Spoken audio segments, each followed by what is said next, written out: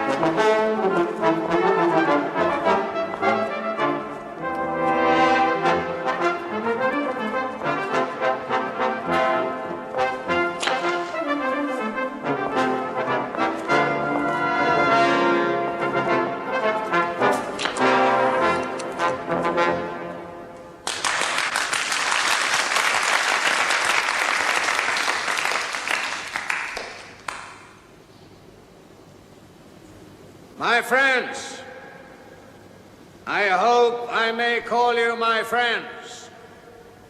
After all, I pay your wages.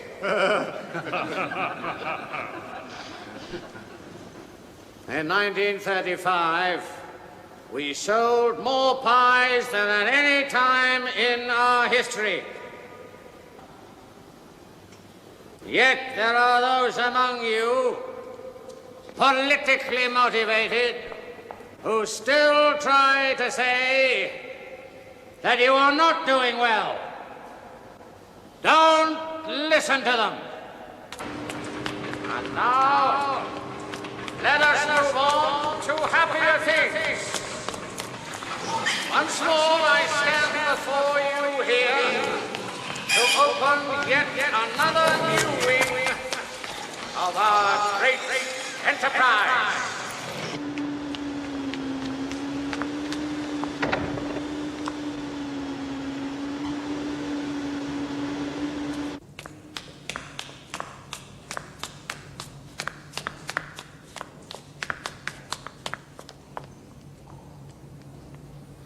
Joanna.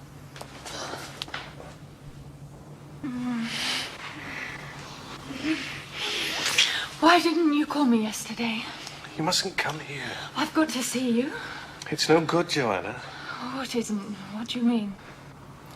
I've been given 2 weeks' notice. By my father. Well, not directly, but yes. Why? Because he's found out about us, of course. I've got to go. Oh, God. I'd like to think there has been a partnership between the Farley family and we humble mortals in the municipality.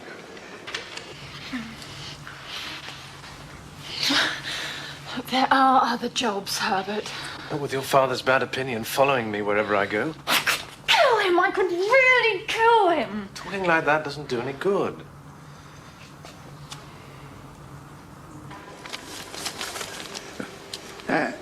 And now it gives me great pleasure to declare this new wing well and truly open.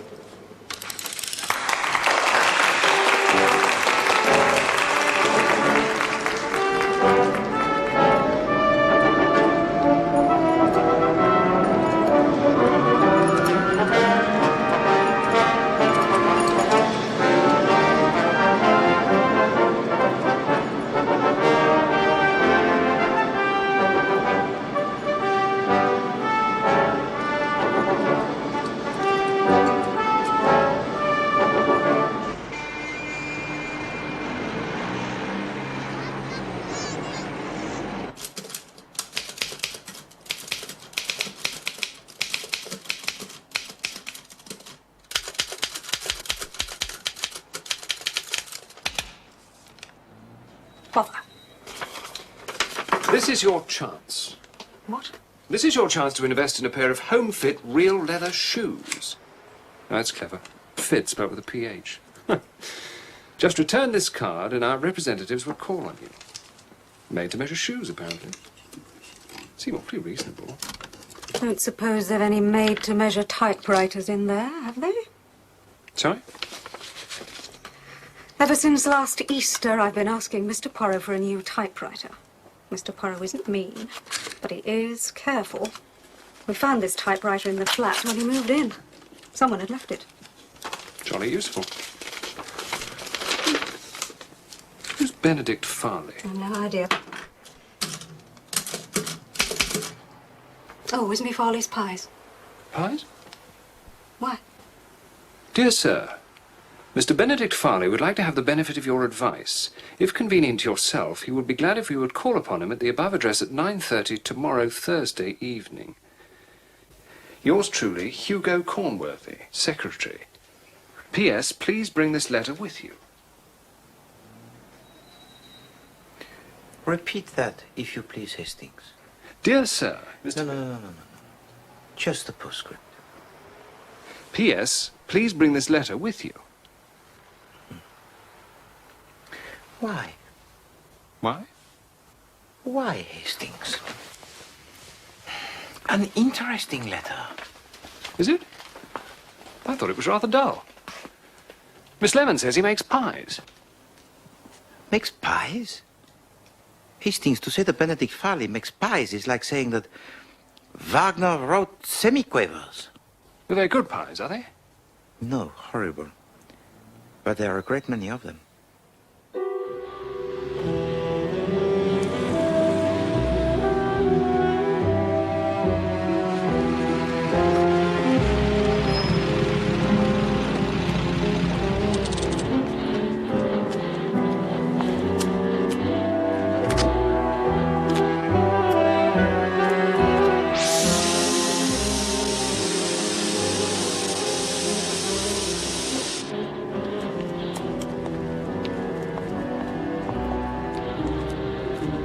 The funds at Origo of Benedict Farley's wealth, I surmise, eh?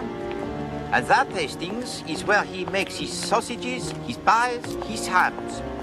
Useful, eh? Living above the shop. I suppose from here, Farley likes to keep an eye on his employees. No doubt. But it is a pity that such diligence does not improve the quality of his so-called delectables.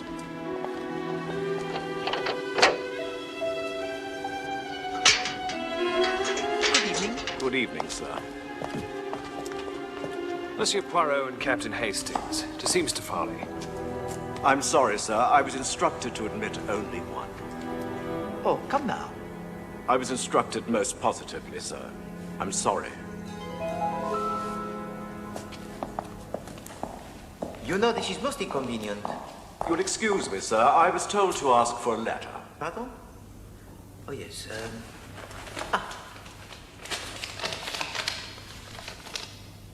Thank you, sir.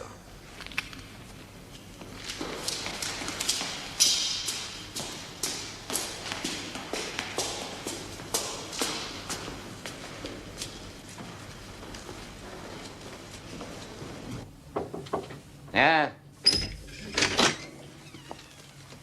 The gentleman you are expecting, sir.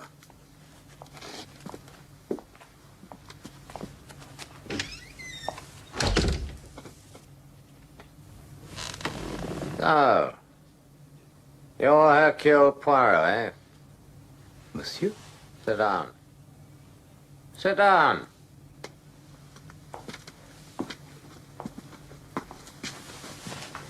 Merci, monsieur.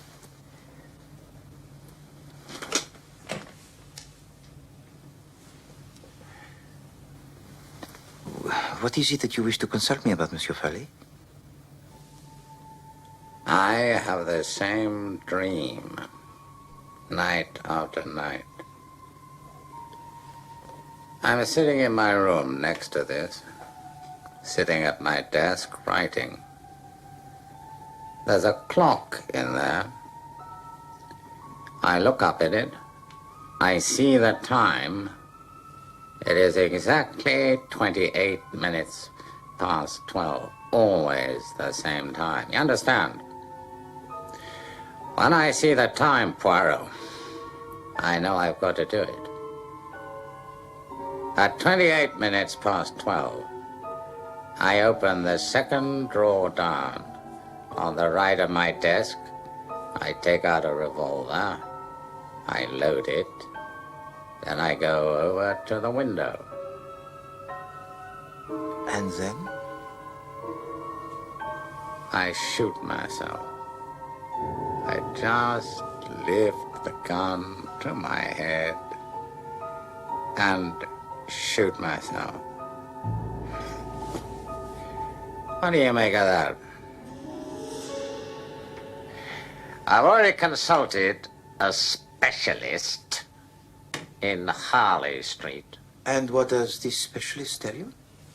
He was preposterous. He asserted my life is so unbearable to me, I deliberately want to end it. He is a fool. Why should I want to kill myself? One of the richest men in the country. I have everything I could possibly want. I am a happy man. So where do I come in, Monsieur Farley?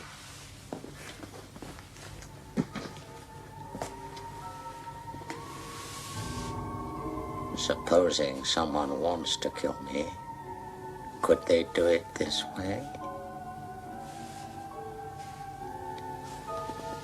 Hypnotism, you mean? You see what I'm getting at? Who is it that you suspect of wanting to kill you, monsieur? Nobody. Nobody at all. You had no one specific in mind? Certainly not. I should like to see the scene of this drama. The desk, the clock, the revolver. No. I've told you all there is to tell. There's nothing to see next door. Nevertheless, I should like to see for myself. There is no need.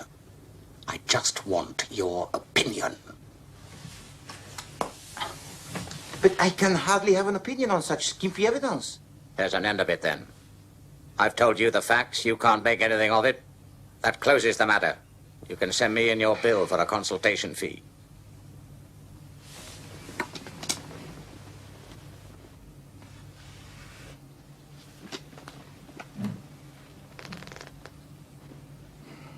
I shall not fail to do so. Wait. That letter. I want it. The letter from your secretary? Yes.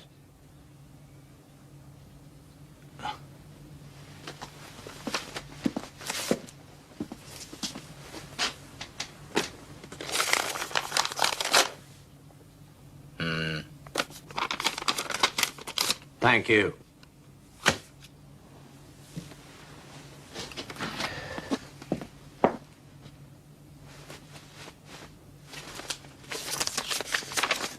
Ah, 1,000 pardons, monsieur. What? I have committed a folly, huh? The letter I handed to you just now, it was a letter from my landlord. This is your letter. Why the devil can't you watch what you're doing? Au revoir, monsieur.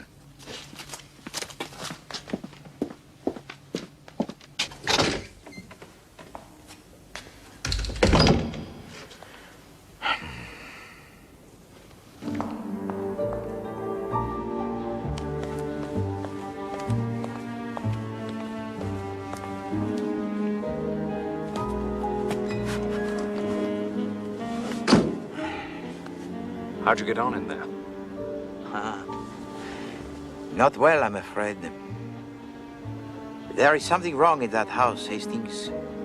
Badly wrong. And I haven't the faintest idea what it is.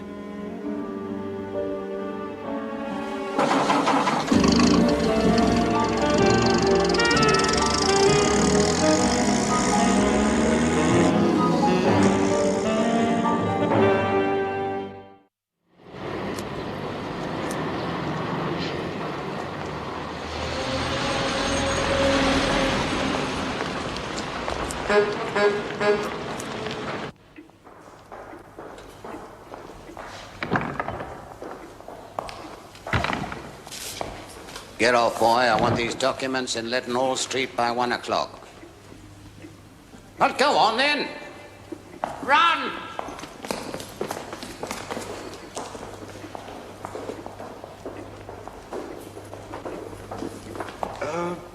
Excuse me, sir. Mr. Cornworthy said you might spare us a moment. What's going on? 12 o'clock, he said. All right. He's a very busy man. Now, let's just sit down. And relax.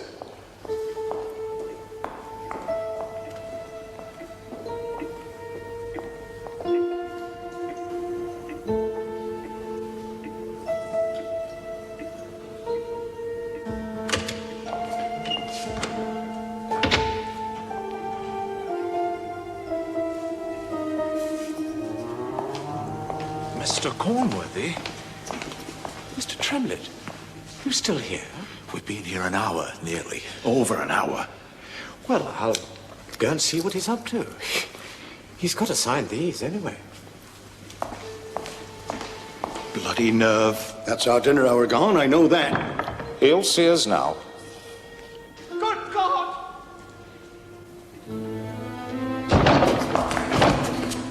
For God's sake, someone... send for the police! I can't go on like this, Mr. Poirot. That machine is more than flesh and blood can stand. But you have never complained before. I've done nothing but complain for the last 6 months.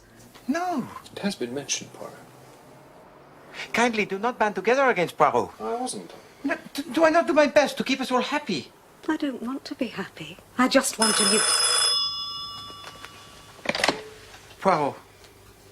Ah, Inspector Japp, my old friend. I'm at Northway House, Poirot, Benedict Farley's place. I'd like you to come over here if you'd be so kind. Mr. Farley has shot himself. Most peculiar story I ever heard. I've never heard such poppycock. Father had no use for dreams and such rubbish. Nevertheless, that is what he told me. Yes, he mentioned it to me. It upset him very much. I told him it was indigestion, I'm afraid. I suggested his calling in Dr. Stillingfleet. He never did. From Monsieur Poirot's story, I gather he went to Harley Street. Yes, he told me he consulted a specialist. But is it known who this specialist was? None of us had any idea that he'd consulted anyone. And he never spoke to you about the dream? No. And you, Monsieur Cornworthy? No, he said nothing about it at all. I took down a letter to you at his dictation, but I have no idea why he wanted to consult you. I thought it might have something to do with some business irregularity. I see. Inspector Japp, can you tell me the events leading up to the death of Monsieur Benedict Farley? Well, Mr. Farley had agreed to see 2 representatives from the works. It's a proposal for forming a union. Some hopes. Yes, quite so. A little before 1 o'clock, Mr. Cornworthy here came out of his room and went into Mr. Farley. He couldn't see him at first and thought the room was empty. Then he caught sight of a boot sticking out from behind the desk.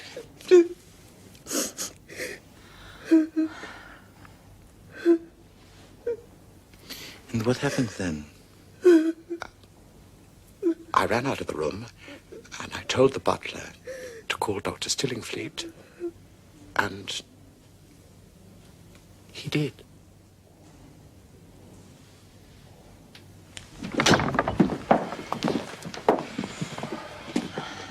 The body was found down there. Thank you.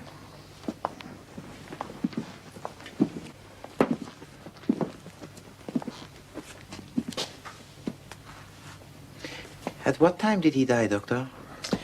I examined the body at 32 minutes past 1. Mr. Farley had been dead at least 1 hour. So he could have died at this 12:28 he told you about. Precisely. Were there any fingerprints on the revolver? Only his own. And please tell me about the revolver itself. Well, it was the one he kept in the drawer of his desk. Again, just as he told you. Mrs. Farley has identified it positively. I see. What's more, that's the only entrance to the room. Well, apart from the windows, I suppose.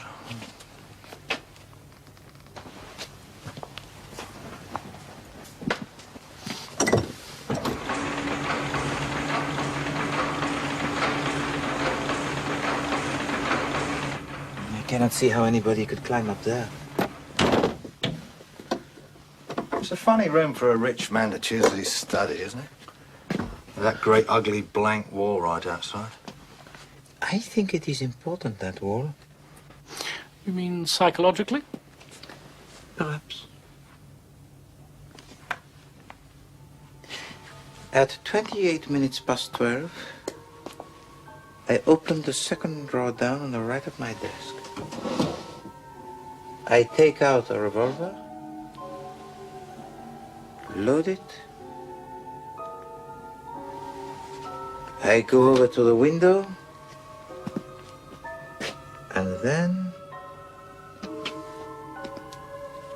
and then I shoot myself. I just lift the gun to my head and shoot myself.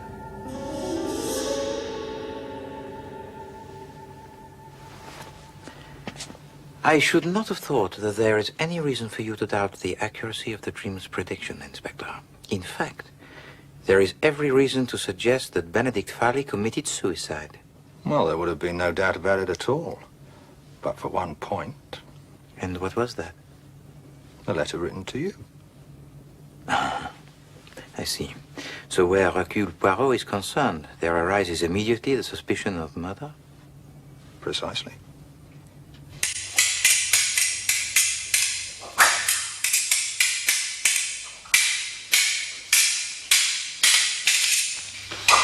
Touché.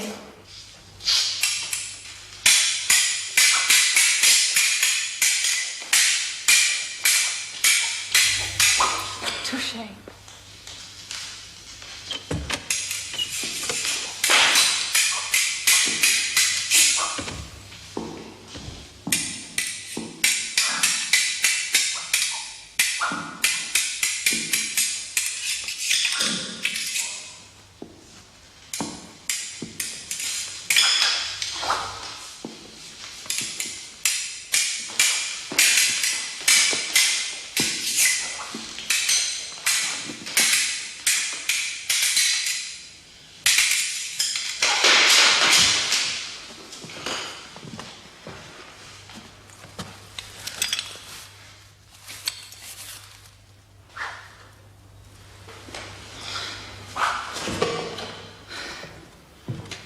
Hello, Monsieur Poirot.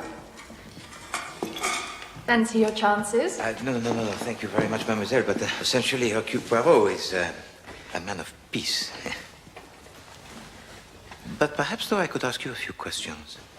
Ask away. Did you know that your father kept a revolver in his desk? No.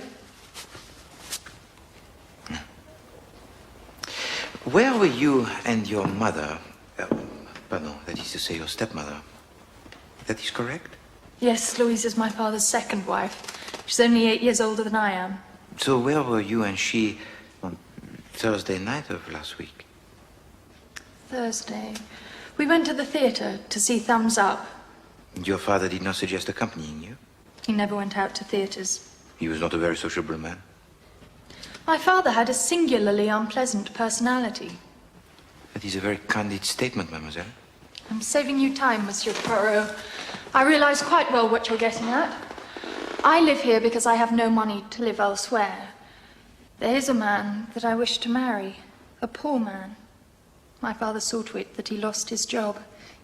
He wanted me, you see, to marry well, an easy matter since I was his heiress. So your father's fortune passes to you? Yes. Well, that is to say, he left Louise, my stepmother, $250,000 free of tax, and there are other few small legacies, but the residue of it goes to me. So you see, Monsieur Poirot, I had every reason to desire my father's death. I see also, mademoiselle, that you have inherited your father's intelligence. My father was clever, but it had all turned sour. There was no humanity left. Is there anything more? Yes. How poor was your father's eyesight? He could scarcely see at all, or not without his glasses.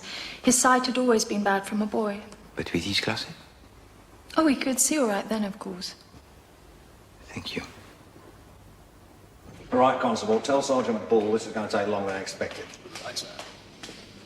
Ah, Mrs. Farley. Something I'd like to ask you. Yes. Had your husband ever been hypnotized? Never, to my knowledge. Or was he interested in that sort of thing, hypnotism? No. Oh, that horrible dream.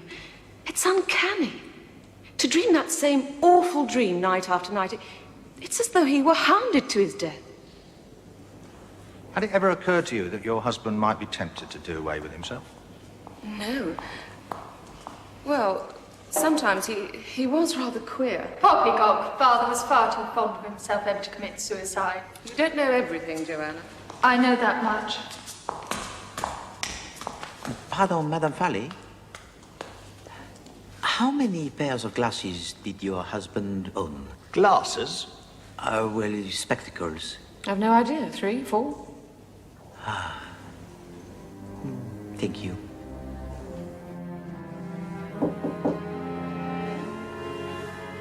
Come in.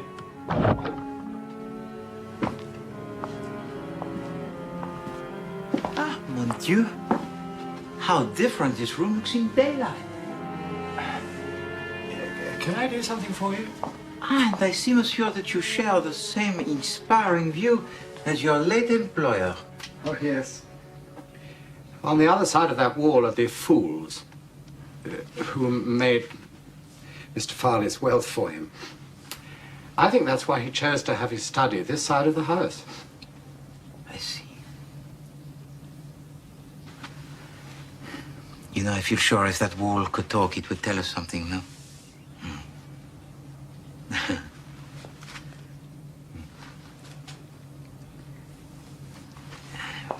Monsieur Conworthy, when I arrived last Thursday evening, I was not shown into Monsieur Farley's own room. No. I was told to tell Holmes to show you in here. Why was that, do you think? I never questioned any of Mr. Farley's orders. No.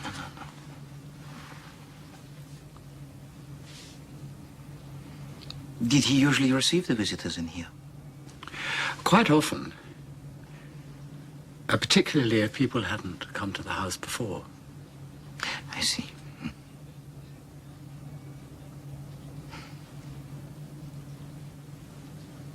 Thank you, Monsieur Conworthy.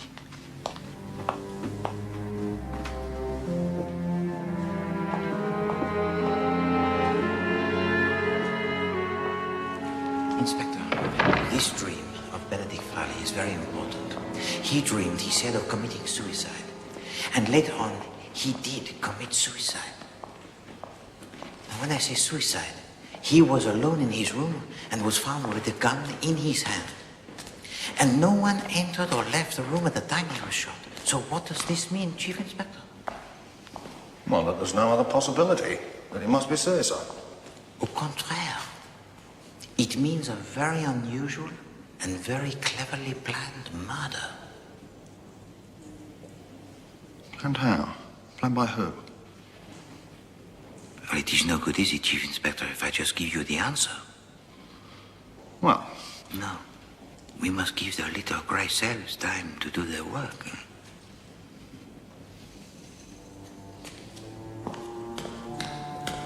And give Poirot time to work out who did it and how.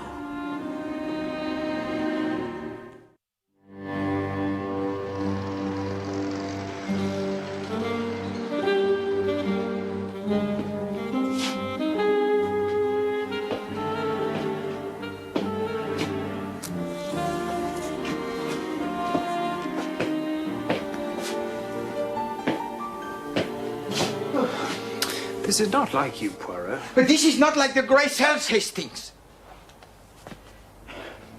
I have given them every chance. They have been cosseted. I have slept to allow them to do their work. I have eaten fish for breakfast. Result, nothing. It'll come, Poirot. The little grey cells have never let you down yet. But is this not an indication, perhaps, of what is in store? A sign that they are weakened by old age and the fast living? Fast living, Poirot? I wouldn't call your life exactly fast. Well, not now, perhaps, Hastings, but in my youth. Really? Really? You see, one pays, Hastings. Eventually, one is called to settle one's account. I say. I shall have another tisane.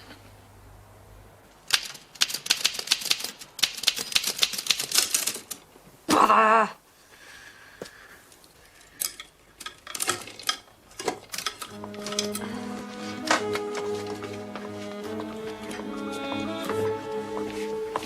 Mr. Poirot, What is it, Mr. Poirot? Another tisane, if you please, Miss Lemon. Oh, dear. You had your 9 o'clock one. Serious measures are called for, Miss Lemon.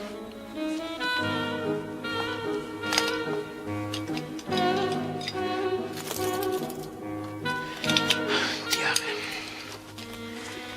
Do you have the time, please, Miss Lemon? Of course, Mr. Poirot.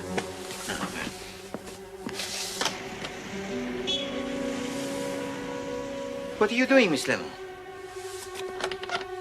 It's 5 to 10, Mr. Poirot. But what were you doing out there? If I lean right out, I can just see the church clock. But would it not be simpler to wear the watch? I can't, Mr. Poirot. My magnetism upsets them. I see. All my life I've been looking for a watch that won't go wild as soon as I put it on, but I've never managed. Whatever is the matter, Mr. Poirot? Miss Lemon, you are beautiful. Now, would you please be so kind as to telephone the Chief Inspector chap and ask him to assemble the whole Farley household at noon? In the hall, huh? Come, Hastings, we have work to do. All has become clear. Then they're brought in here from the pastry room and loaded into the ovens. The ovens have got to be sealed and closed by 12:15 because we start the bake at 12:30 sharp. If we hadn't done that, Mr. Farley was on the telephone quicker than you could say 3 little piggies. Did he come regularly to the factory? Oh, no. No, we haven't done that for 6 or 7 years. Well, not regularly. But he seemed to know if we hadn't started the bake on time. In the office, we used to say he had second sight as far as a pork pie was concerned. Well, that was just by way of a joke. Then, after the bake, which takes about an hour and a half, we take them out of the ovens, and then they go round the corner.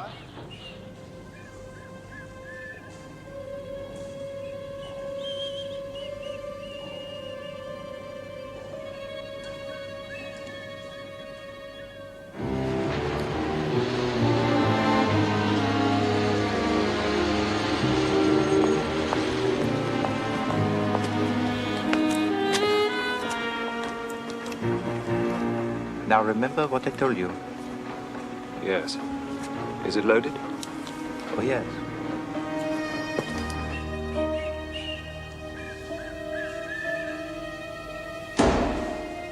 Here he comes.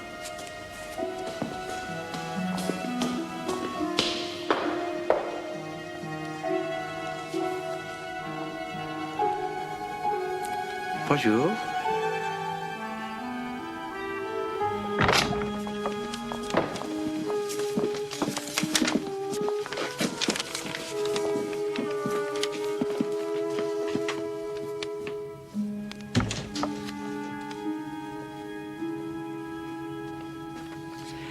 I wonder, what is the most extraordinary thing about this case? Well, the dream, I'd say. If we hadn't got your word for it, Poirot... Exactement. The telling of the dream was vital. But, mes amis, there is more to it than that. Where did this telling of the dream take place?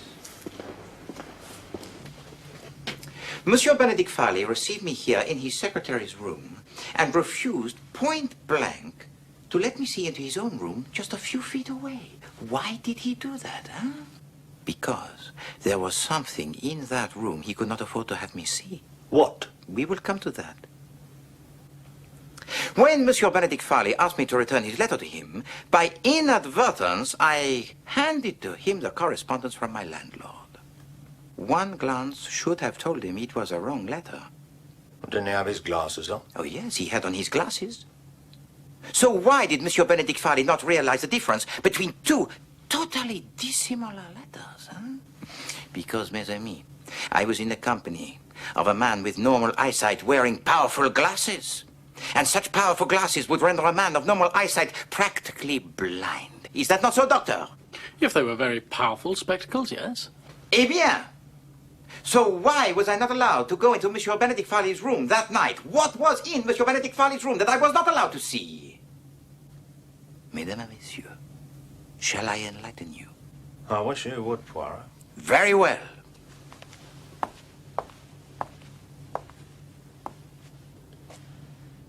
Poirot shall enlighten you. What was in Monsieur Benedict Farley's own room that Monsieur Benedict Farley did not allow me to see was Monsieur Benedict Farley. Good God.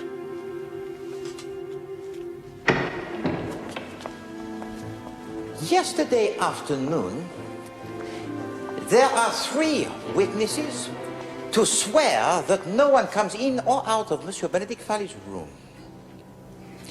Monsieur Cornworthy is in his room next door, and as 12:28 approaches, he readies himself.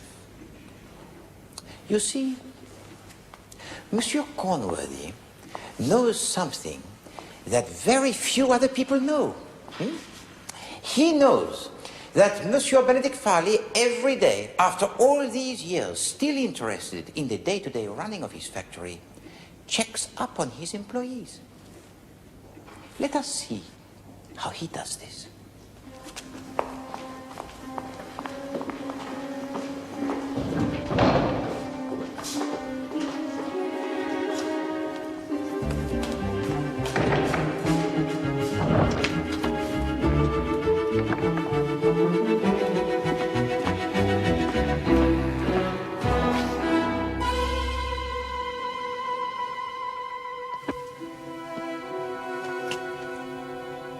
Can this king of pies observe his workers without ever leaving this house, huh? Simple. You see, the uninviting delicacy is first steamed for 1 hour before it is baked. And the release valves on the vast ovens, which are situated beyond that wall, are briefly tested as soon as the ovens are loaded.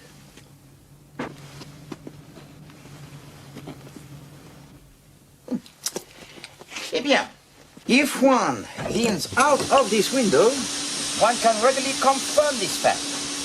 Now, if you please, I want you all to come to these 2 windows, lean out and look to your right. Monsieur Cornworthy, why don't you lead the way? Oh, this is nonsense. Perhaps. But humor me. Merci. Alors, viens, Madame Farley. Oh, very well.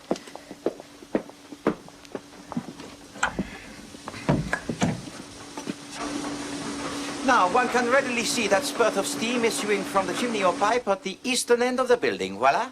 All the same, I don't see where that gets us. Monsieur Farley comes to the window. Yes? He leans out to make sure that the bake is starting on time. All right.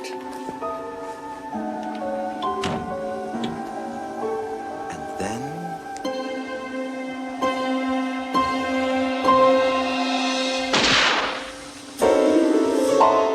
Monsieur Cornworthy shoots him, and Farley falls to the floor. Remember, there is a blank wall opposite, so there can be no witnesses. Lies. Ridiculous lies. All has the appearance of being above the board, yes? Monsieur Tremlett, and the other men see Monsieur Cornworthy go into Monsieur Farley's room, but rush out again with the announcement of Monsieur Farley's suicide. What they do not, of course, see is Monsieur Cornworthy press the gun into Monsieur Farley's hand. Slanderous rubbish. It was Monsieur Cornworthy who wrote to me the letter. Monsieur Cornworthy who gave instructions to the butler. It was he who went up to his bedroom, applied the makeup, and played the part of Benedict Farley. But there were two people who carried through this fraud. Monsieur Cornworthy was one, and the other, Madame Farley. How dare you! In due course, the happy ending would have been achieved. £250,000 and two hearts that beat as one. Stop him!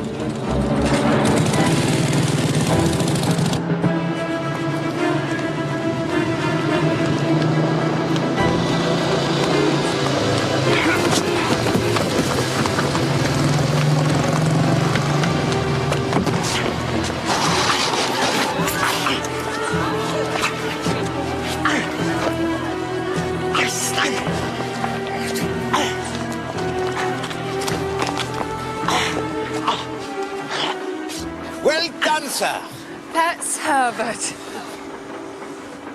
I've come to elope. It's still on, is it?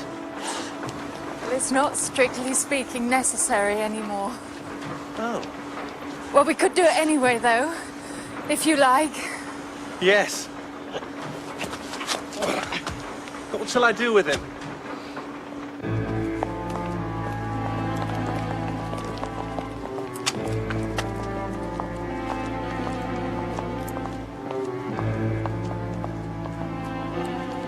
I'll deal with him, sir. Thank you very much. Au revoir, Madame Farley. You foreigner.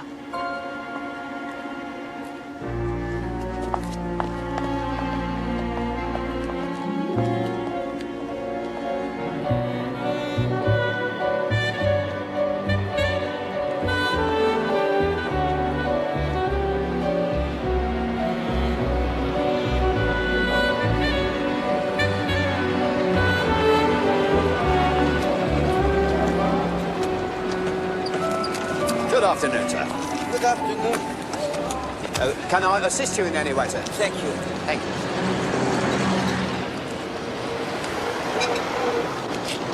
Thank you. Thank you. Thank you.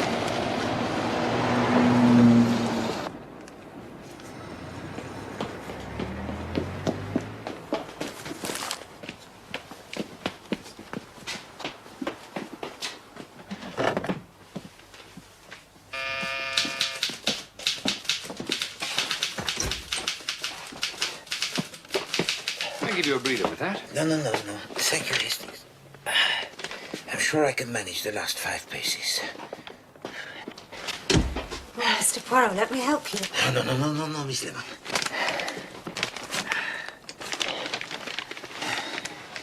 This is for you. Oh, Mr. Poirot, you shouldn't have. No, nonsense, Miss Lemon. Hastings, if you please, the knife. Merci.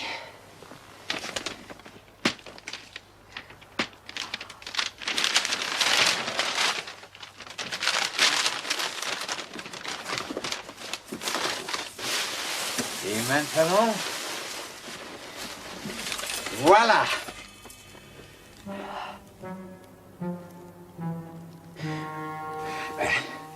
think, Miss Lemon? It's wonderful. It's... Now, we shall have no more leaning dangerously out of the window to tell the time, yes? It's just what I wanted.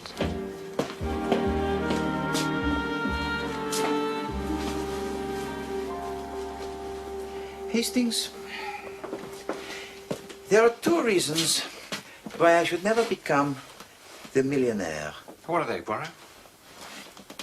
The first, that I should never make the detestable pork pies, huh? And the second, I am too understanding towards my employees. Quite.